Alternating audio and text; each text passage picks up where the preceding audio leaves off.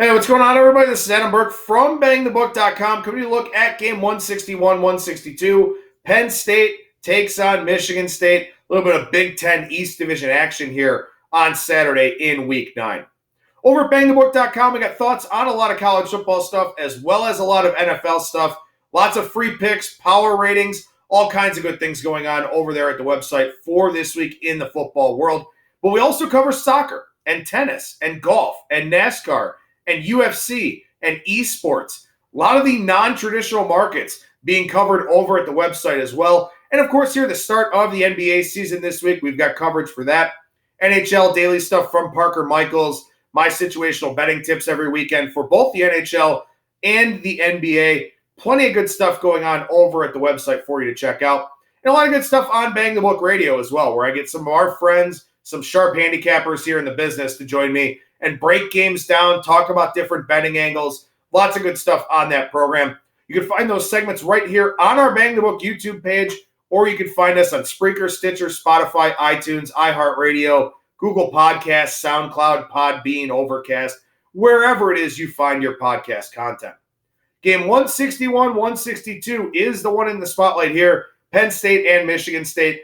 This line did hit 7 at some of the more publicly tuned books out there yesterday. Back down to 6, pretty much market wide. Total of 43.5 on this one.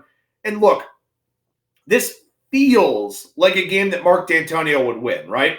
Michigan State blown out by Ohio State, blown out by Wisconsin. They're usually good for one of these upsets every year, it would seem. But keep this in mind. You're going to hear a lot about Mark Dantonio and a lot about what he does as an underdog. But over his last 12 games as a dog, just 3, 8, and 1. Now, all 3 covers were outright upsets, so there is that. But he's lost 6 straight as a dog, failed to cover in all 6, and 1-5 straight up, 3-3 ATS in the last 6 as a home dog. So this isn't really the romanticized trend that it seems like it is, because this is something that goes back a long time where Dantonio was able to knock off a lot of those teams with guys like Connor Cook, maybe even going back to the Kirk Cousins days as an underdog. This offense looks a lot different now over the last 2 years than it previously did. So keep that in mind as you're hearing all those trends about Michigan State and about Dantonio as a dog. But again, that Dantonio magic could return here this week. I'll talk more about that a little bit later in the video here. Penn State, very inconsistent on offense. They are tied for 8th in the country in plays of 40 or more yards and tied for 8th in the country on plays of 50 or more yards. But they're tied for 86th in the country in plays of 10 or more yards. So a lot of really big plays for Penn State and a lot of plays that go absolutely nowhere.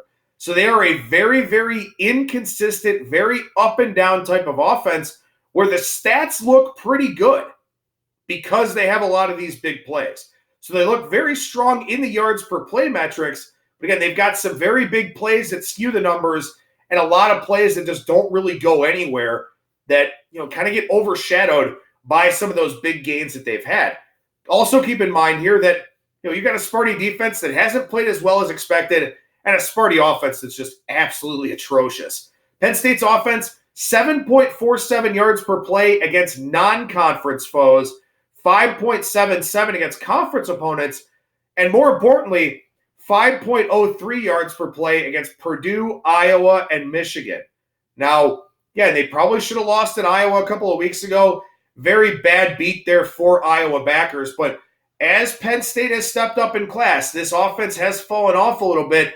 Again, playing those teams that don't give up as many big plays, that does hurt Penn State's offense quite a bit.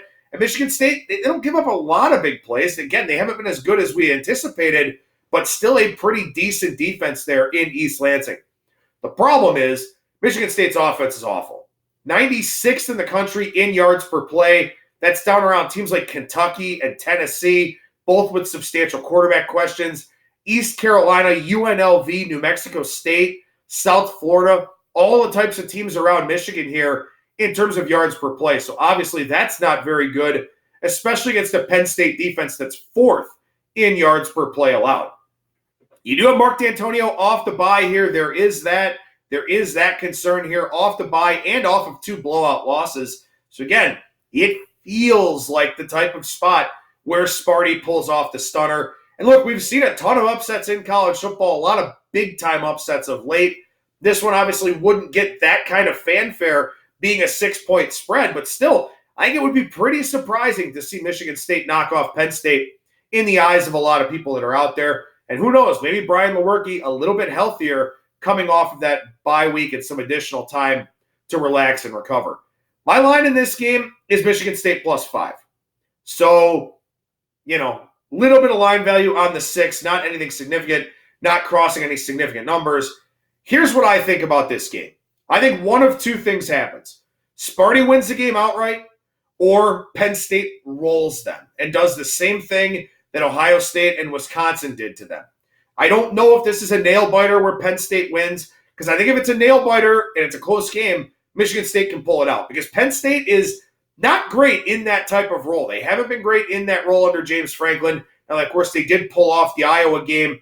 Again, that's a game that they probably should have lost, as we talked about already. So I think either Sparty wins this game outright or Penn State rolls and covers the number easily and shuts down Michigan State's offense like pretty much everybody else has so far. Again, given the current state of college football, given what we know about Michigan State, again, Dantonio hasn't done this much of late, but it's still kind of his MO over the course of his career. Penn State is better. Penn State has double revenge. They've lost the last 2 years to Michigan State, but still, I think if I had to play a side here, it would be Sparty plus the 6, due in large part to the fact that I think this game will be pretty low scoring.